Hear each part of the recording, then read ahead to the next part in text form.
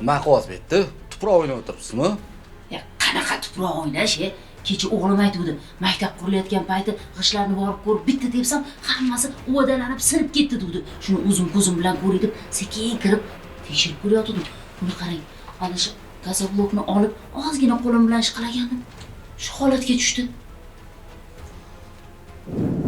Shunga o'xshash holat Toshkent shahri Uchtepa tumanida qayd etildi. Qurilish obyektiga olib kelingan gazobloklar D600 markali berilgan.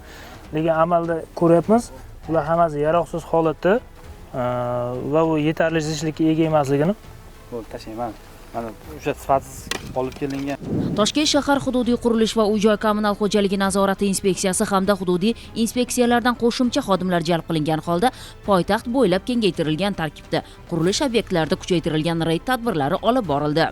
Navbatdagi o'rganish ishlari Uchtepa tumani hududida qurilayotgan maktab binosining qurilish obyektida o'tkazildi. Monitoring jarayonida binoni to'ldiruvchi devorlar uchun foydalanilayotgan gazobloklar belgilangan loyiha talablariga javob bermasligi, obyektga keltirilgan gazobloklar sifatsiz ekanligi, shu bilan birga maktab sinfxonalarining pol qismi yetarli darajada mustahkamlanmaganligi, binoning muhandislik kommunikatsiya tarmoqlari sifatsiz tortilganligi, qurilish materiallarini saqlash qoidalari buzilgani va boshqa turdagi qoidabuzarlik holatlari aniqlandi.